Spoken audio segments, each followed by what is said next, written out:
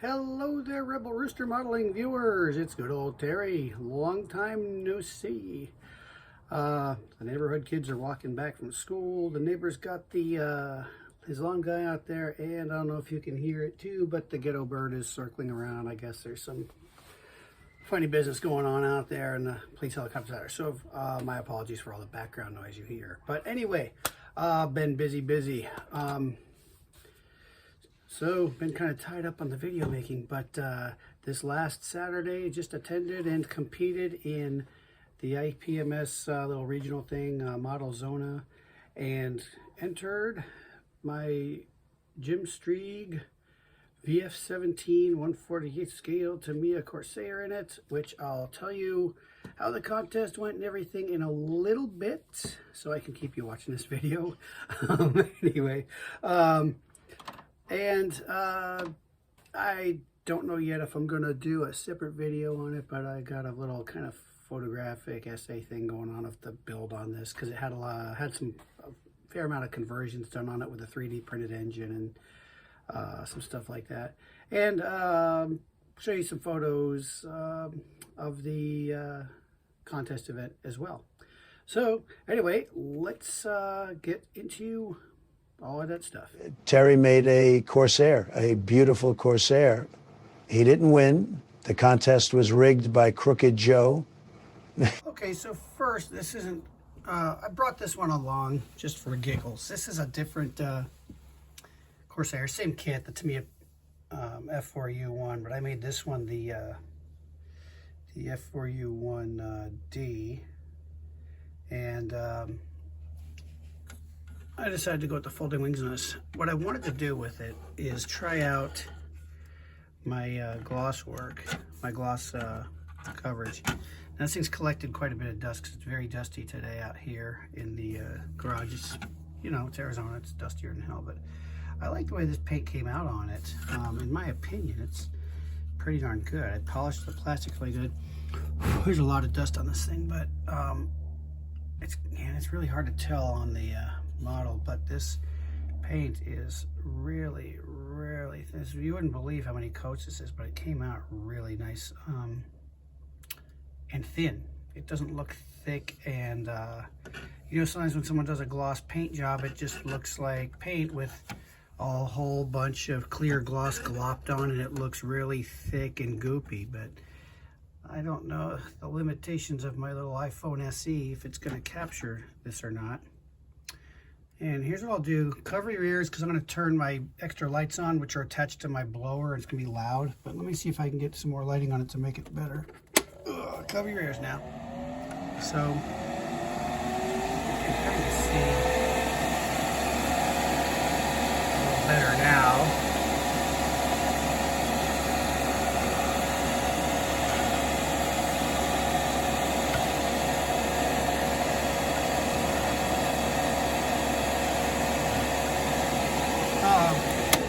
Okay, now you can uncover your ears now, but I guess I gave you a better look at the paint. I gotta get some better lighting in here too, but the cockpit turned out really nice, which of course you won't be able to see because the lighting positioning just isn't that great. But the only thing I did out of box of this was those PE seat belts, and the cockpit looks really good in there. Kind of hard to see with the dim lighting, but again, I just brought it for giggles, for the hell of it. It's got a couple of little things on the construction to point out. Let me get my pointing pencil. And you can see, for example, right here, where I didn't replace the rivets that I had sanded out, and same there's a bit of a ghost seam. It's hard to see here, but you can see it if I put the light just right. And I failed to put the latch hinge back on this one that got sanded off. So I didn't expect much out of it. I just kind of wanted to show the paint job off a little bit. Now here's the one I had entered, and that's this F4u 1A. And this one is modeled after Jim Strieg. Let me see if I can get the picture off of the base here. I should be able to. I should have done this before the video. But anyway, here it is. This character here, there's just something really cool about an overweight, bearded World War II pilot who's also an ace. And I also provided this photograph to back up my weathering, because people,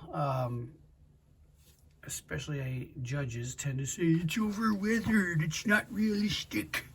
But this picture really gives you good evidence. I also had a couple other photos because a lot of people give me crap about saying I have the wrong antenna. Let me zoom in and see if I can get that to show.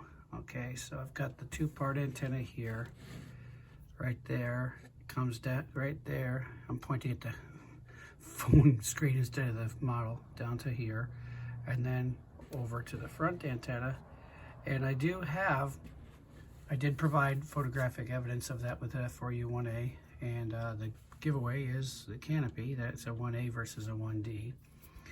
And also that it had markings on, photographic evidence again was provided of kill markings on both sides, which of course was strange because the one side showed a full 6 kills and the other side showed 5.5 on there. So anyway, I thought this turned out really nicely. Now, again, this is an iPhone SE, so this chipping doesn't show up as well as it looks to the eye, because usually the camera shows you more, but this is a crummy little cheap phone, so it's not doing the job. But I did provide the, I think it was a Magic Factory, I can't remember if it was Mini Art or Magic Factory, but it was a 3D printed engine I put on there to go with it, so it didn't qualify for out of box category. But that is such a nice engine. I had to do extensive modifications to it to get it to fit. So that front of the fuselage, before you add the cowl flaps and the engine, I had to cut all that out to where there was maybe about a, let me see, I'm going to say about 2 millimeters around there, because I had to get the exhaust pipes to come out the bottom. And let me zoom in again here, because these are part of the 3D printed engine. It is the exhaust pipes, and I had to cut all this out to get it to fit. So I had to cut the whole back of the fuselage out so that the pipes can also exit it there, you know? And the that left very little structural integrity.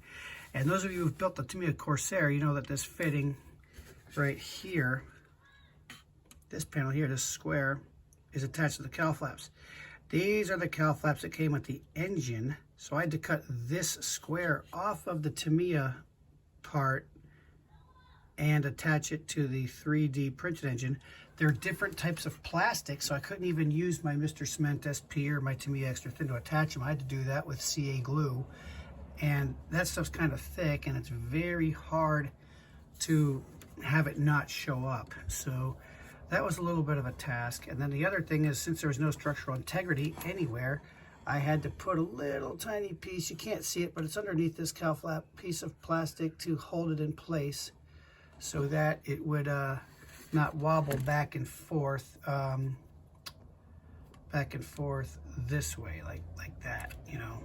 As you see my big ugly hairy hand on there, the only part the hair grows on me anymore.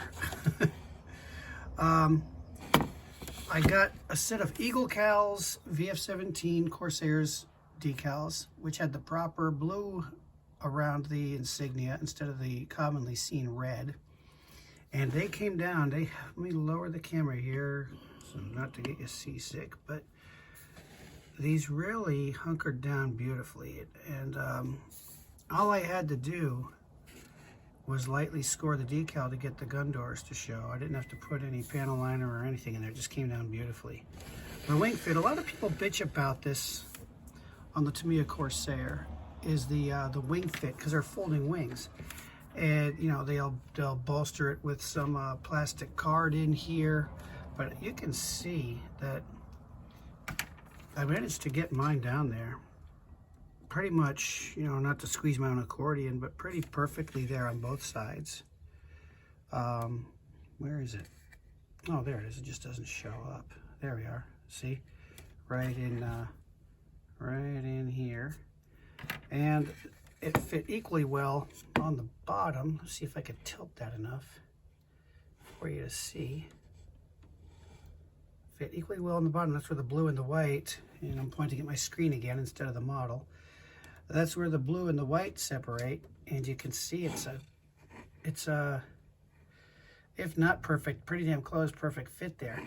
The trick to doing that is, you know, of course you're going to assemble the outer wing first, and then I put the fuselage and the wing roots together as one assembly.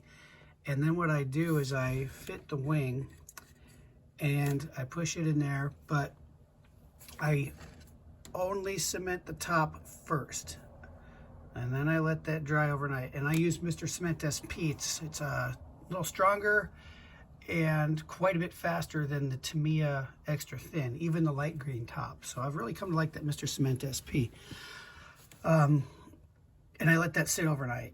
Probably don't have to, but I do. And then the next morning, I come out and I cement the bottom, and I just kind of hold it in place about 30, 45 seconds, and then let go of it, and it's good. I let that dry for the rest of that day, and that gives the wing some really good, it's got good structural integrity, it's tough, and I was able to push down on it while polishing and everything, and it gave me no trouble. The second place people tend to have trouble with this Corsair is and pretty much every Corsair out there, not to pick on Tamiya because you guys know I like me some Tamiya, but the fitting right here between the, I don't know if I'm not going to call it radiator, but the intercooler intake, I guess. Again, I just fit it in there and I just glue one side, let it sit, and then do the other night. Now I did some riveting on, actually I did all the riveting on here. I got myself some rivet detail. You can see it here, and you can see it here, especially where the chipping occurred. I took out the rivet wheel and a pencil, and I got a riveting diagram of the airplane and did that. Now some of you are probably asking, well, why not just do the Magic Factory kit? And the reason I didn't do that is because there's a lot I like about their model. I like their I love their cockpit. I love their engine. But I really hate their riveting. And I'll show you. Well, I don't know if I'll show you, so I'll just tell you in case I don't get to show you later. But it's just like they just got this program that evenly divided distance and just stuck random rivets there.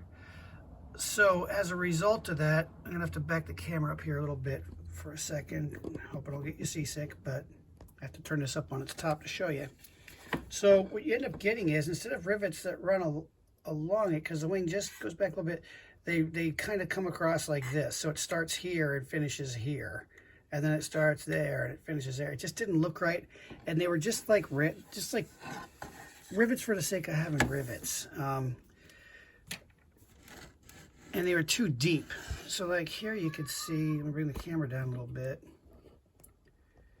Got the neighbor's kids out there. It's good to hear kids outside playing for a change, isn't it? I always like the sound of kids playing outside. But anyway, you can see, even on the fuselage, I hope you can see with the weaknesses of my iPhone SE, the rivets I had placed on here. And they're very subtle, because Corsairs didn't have big, thick rivets like a Wildcat or a T6 did, but they're on there. And if, sorry if my little phone's letting us down and won't let you see them, but they are there, and they're just, you can see them if you look in for them, but they don't pop out and look at you and say, hey, look at all these rivets, you know. So it's really well represented to the reality of the rivets on the Corsair. Something else I'm pretty happy with the way it turned out was the antenna came out nicely for me. Hello, Mila. Anyway, I usually don't do too well on these antennas. Let me see if I can get this thing to focus in on it. So I tried the old CA glue, and I took the Q-tips that had the old vinyl stem on them, and I heated them up and stretched them to make this.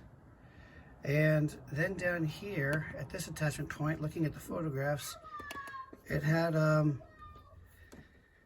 instead of a hole where people just put them in, there was a little attachment point there. I made that out of CA, and again did the same thing up here on this one.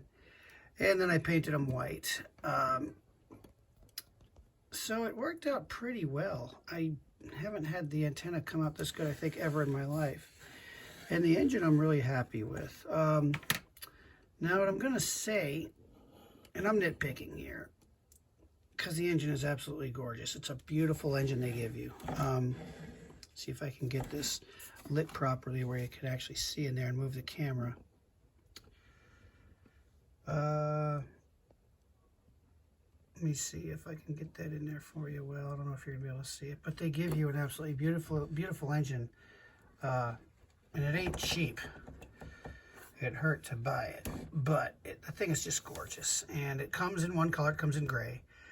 And if you got some super magnifying glasses you can wear, you can really make this engine look nice. You can color the ignition wires. You can't see them, but the rubber oil tubes go across or underneath this. And it's got the mount too, so I was able to put the where the cowl would be latched in with the Zeus fasteners. And they'd be, they come on, they come off. There's going to leave a little bit of exposed metal because it loses the chromate paint on there from it. And I got that on there too. I think the propeller chipping went well. And that was another modification. The Tamiya Corsair comes with, let me zoom out here. The Tamiya Corsair comes with a long shaft propeller. So I had to cut the shaft back, and there's no hole given to you in the engine. So I had to drill a hole through here while being very careful, because this is a pretty wide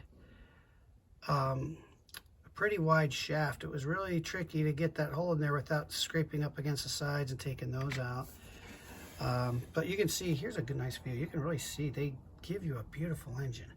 Now the downside to it is it is very brittle. It's a very brittle engine, and it broke about 6, 7, 8 times, and I had to do a lot of repair work on it. And that was a pain in the ass, a really big pain in the ass. But it's totally worth the work you have to put into it. So here it is. Now the weathering, you'll also notice on the photograph, because people will try to tell you you didn't do this, but you're going to see there's no fuel tank tape on it. So you'll always see a lot of Corsairs, and they're correct, a lot of Corsairs with tape around the fuel tank and then they would shellac over the paint to seal it so it wouldn't leak. I guess they found a way to fix that later in the war, or maybe certain models didn't have that problem, I don't know, but I got a little bit of subtle fuel staining here, because you'll see people that just like, it is so dark and so unrealistic. Or they'll have it coming straight down like this. The plane sits on its tail, so you don't want to have it there. But I wanted it to be where you can see it, and it's, you know what I mean? You could see it, but it doesn't like scream out at you that it's there. A lot of subtleties, like the inspection panels that got removed frequently. You can see here they had a little bit of things, and the dual layer chipping between silver and the protective yellow chromate. First thing to show up would be the yellow chromate, and then if that got worn down, then the bare metal would show through it. And also where the traffic areas would be, you see a lot of people weather the outside of the walkway, which isn't right. It would be the middle where they would tend to walk, and also where the feet would go, where the pilot would step down here, and where seat belts would bang against the side as they were hung over and things like that. There was a hole in, most of you Corsair builders who built Tamiya Corsairs know that they come with a hole here, a step here that isn't on the F4u 1A, and I think that is I know that's the best I've ever filled it in, because you could not, even if you looked for it with a magnifying glass, you can't see that it was ever there, so that turned out well. And then other places that would frequently be,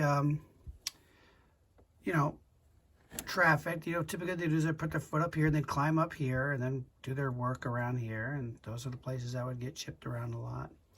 And something else, here's that little piece of plastic I was telling you about that was using to hold the cowl, and while I was prying the prop off, it came out, so there it is. You'd have more removal of paint from the cannons because they were taped over and over and over to prevent dust, and so it goes right to the metal there. And I cut the corners out of the wing tips, and I'll show you a close-up photo of this later on. I cut the corners out of the wing tips because I didn't want to do my usual silver paint with clear red and clear green on the other side over it. So I actually cut the corner out, drilled a hole in it, Got some styrene tube, dipped it in chrome silver, then painted the red over it so it looked like a red bulb, and then I got some clear CA to make the lens over it, which took a lot of cutting and sanding to make it fit the wing, but there it is. And well, to me, those are the rest for you. They give you a beautiful kit. They're kind enough to give you one-piece wheels, one-piece tires. I'm so thankful for that because I really hate having to do seams on tires. And they give the outer hub as a separate piece, so I don't have to worry about masking that off. And I polished the canopy, which you probably can see. Let me do this. I don't dip canopies. I polish them because, for one thing, it looks more realistic, but more importantly is if you end up overspraying, even if you mask and you end up overspraying, and you have Future or a clear aqua gloss, any of those clear coats over your glass, it ain't gonna come off. You're kind of, you know, screwed. But if you don't paint them, if you don't dip them or coat them, you just leave them plastic and you polish it, all you got to do is get a little round tip toothpick, and the paint comes right off without damaging your plastic. And it looks more like glass than it does plastic, so it turns out well there. So anyway, there's the Corsair, which did not win. I've got Best Corsair the year before last. Last year was a questionable thing. A lot of people that attended had some opinions about the Corsair that won. You know, but that's water under the bridge. It's just modeling. Who freaking cares anyway, right? But here are my two entries this year. Let me turn this one around. I think it looks better with insignia showing. And this year, a 1/32 Corsair one, which, and this is my opinion only, I mean, it was a good job, but there was really nothing special about it. It wasn't, it was just, I think because it was big, whenever you go to, you know, these kind of, I don't want to say these kind of things, but oftentimes you'll see the 32nd kit will win something. And the category was Best Corsair, so,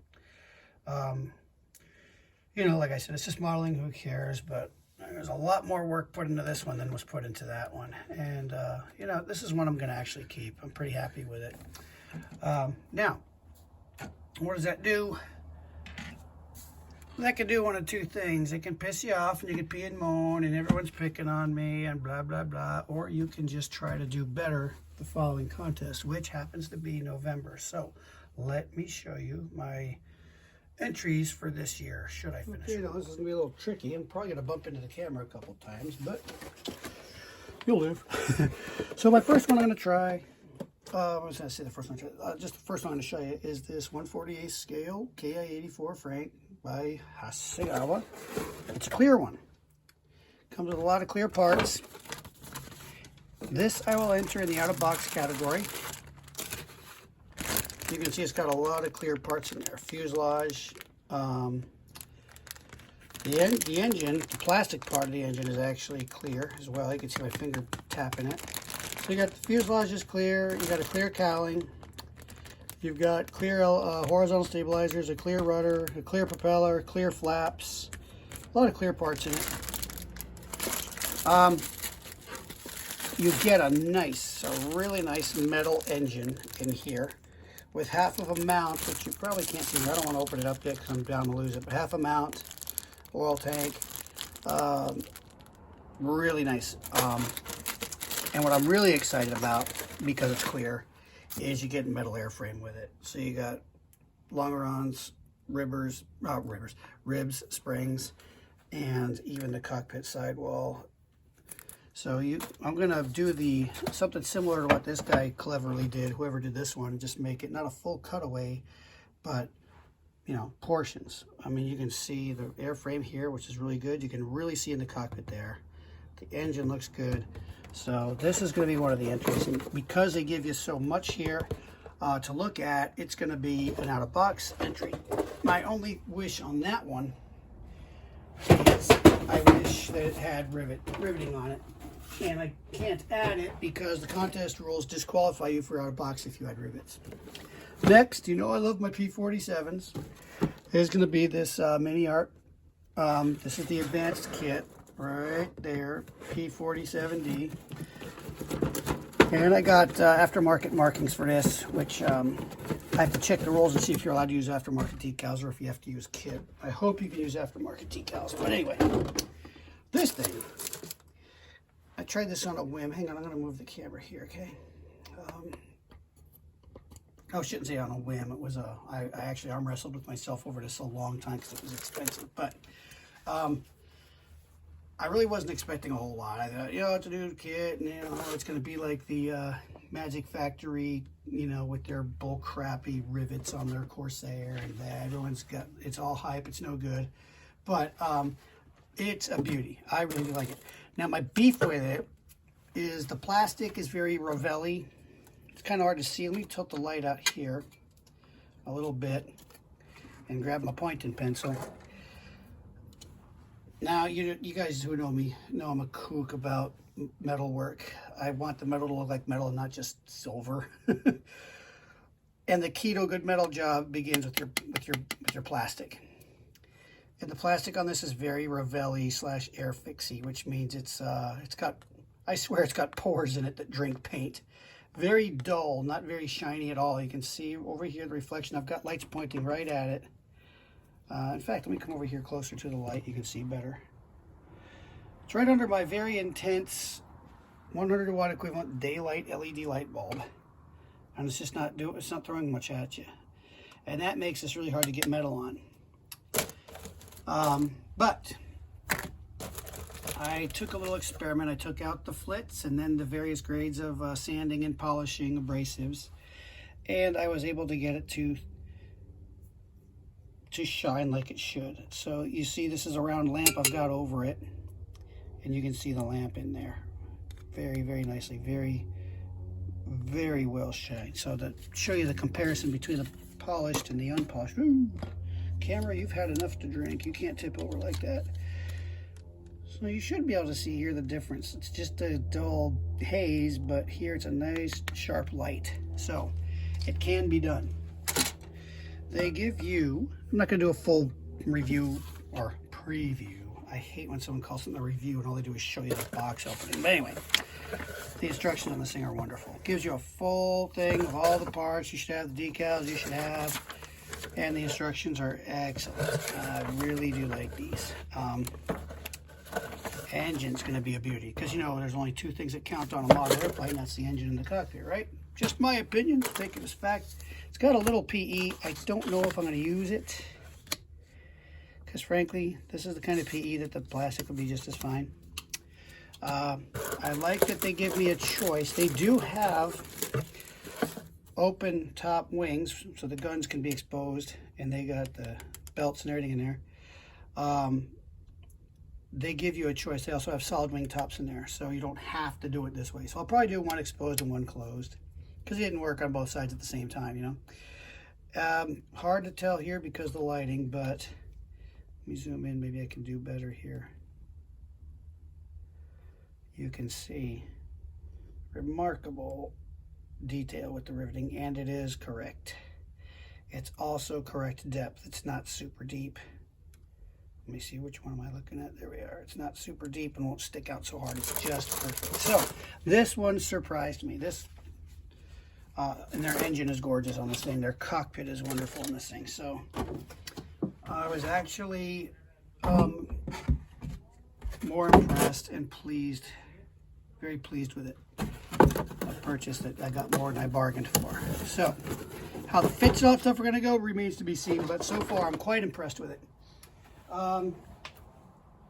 And I also have on the floor, because I knocked it over, overtrees for an Eduard P40E Warhawk, which some people love this about Eduard, some people hate this about Eduard, but it's very Eduard. You've got a lot of pieces, a lot of very fine pieces, and a lot of these pieces are attached in a manner that if you're not really careful when you cut them off, they're going to break. Like these little guys up here. Of course, it's overtrees. It comes without decals. It comes without instructions. But thanks to the good people at ScaleMates, I can get instructions for it. And I can get a canopy mask as well from Eduard directly, who, by the way, ships lightning fast. But anyway, Don't know if you can see it through the wrapping, but superior detail. It's got rivets everywhere. It should have rivets. Panel lines, all that stuff are not so deep that they look corny. So yeah, it's going to be a nice P40. And I got some pretty impressive artwork for that too on the decals, again, which depend on the contest rules. Now, the big deal, the very big deal, because I'm not someone who holds a grudge or anything. Honestly, I'm not, unless someone pisses me off. No, but seriously, I just got to get that best Corsair again. I can't let it go twice. So I got the big Tamiya Corsair.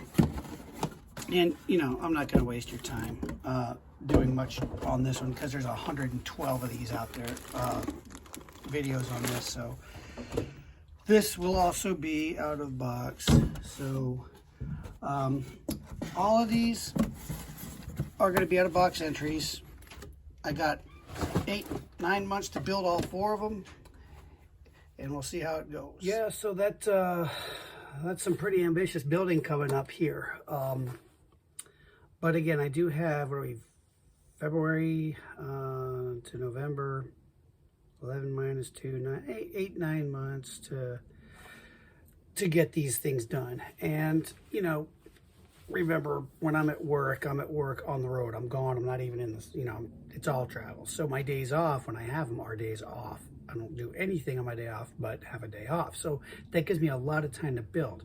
So aside from cutting the grass, growing the vegetables, fixing things around the house, driving relatives to doctor appointments, and keeping my 25-year-old Tacoma running, I actually do, and it sounds like a lot, but you know, basic daily routine, you're playing your day out, you'll find you have time. You know, you have the same 24 hours everybody else does, right? So I just have it all mapped out, what I'm going to do when, and it actually does leave me quite a bit of time to do building.